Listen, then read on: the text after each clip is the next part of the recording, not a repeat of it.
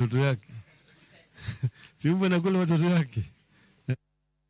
Doma milimani wito koboke manyocha pegi migao mararita mari yango medruok man nengo bok moko ma jo Kenya kao kuom sirikal kaka upande kod mamoko. Jopiny kod jotelo mapacho kao medo ng'were wi okang' no ma sirikal okao mar medo nengo bok gi medruok maduong' mokalo. Jafwambo marwa Walter Nyambaga nigi lerno. En wach manyo ololot kuom jo Kenya kendo pinyru ka ja Kenya Benjamin Magare gi Kenyi uchope do mar pingo wachno. Doma milimani kokalo kuom jang'ad buche Lawrence Mugambi owito oko report mar gazet no manyogo chapano kendo chungo keto e tim ka omenda momedi kuom jopiny. Kaburano ebiro mul kendo tarik 29 dwe mar 11 2023.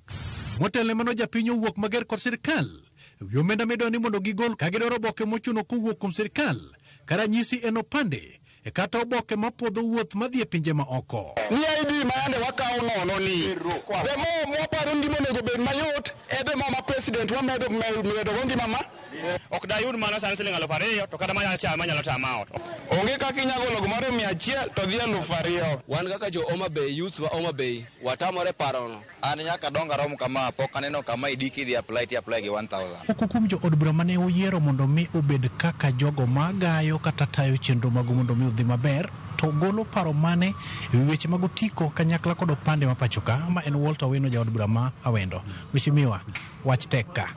Wach teka kabisa. To ang'eyo ni geno biro bet, geno pod nitie. Wan kaka joma ni opposition wasetemo kwa dhiro gigi kendo kwa kwedo gik ma sirikal osebedo katimo maricho kaka medo bei, tingo bei malo kata medo pesa makoro nego beni nwang'o go kipande. Jaod bura ma Awendo Walter Wino kod nyawadgi ma Embakasi North Mark Mwenje okone jatend piny William Ruto mondo wit oko paro makamano ka gilero ni gisani usuro bembo jo Kenya. 1,000 for an ID. An ID should be a constitutional right. It should be free, given to everyone. How do you charge people 1,000?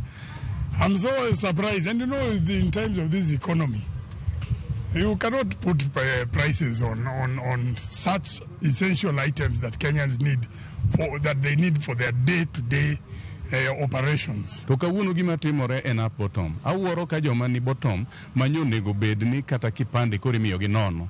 Ng'ama onge tich, ng'ama koko wuok e college monego bed ni dhi dwaro kipande kata ng'ama koko tiko form monego bed ni yudo kipande nono.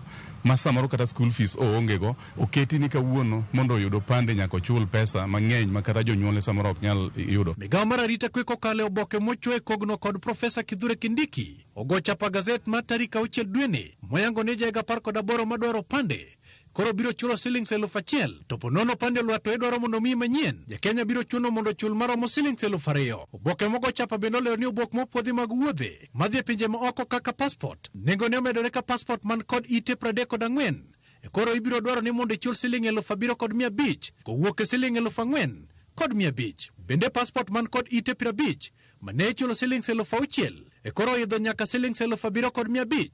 Passport makawaida man kod it 66 mane jo Kenya chulo shillings 7,000 koro medore nyaka shilling 12,500. Kopogore kod oboke go mamoko ma bende nie e lendo no makata kamano jotelo mag migawo mar arita kwe koro wacho ni ogin godo gadiere ni mar nitiere mantiere kod ng'ikruok e chapango manyogo e oteno.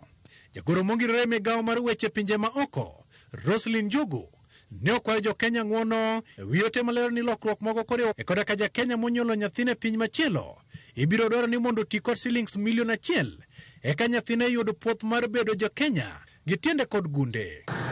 Jod bura wacho ni ma nyalo miyo jo Kenya madwaro thieth kata some pinje ma oko kanyakla kod joket mwandu to kod jo ohala nyalo biro bedo kod pek. Ing'eyo ni nitie joma dhi e puonjruok kata thieth kata weche mopogore opogore kata mag ohala oko machuno ni kuonde ma gidhiego nyaka gibed go tiko mar limbe ma iluongo ni passport.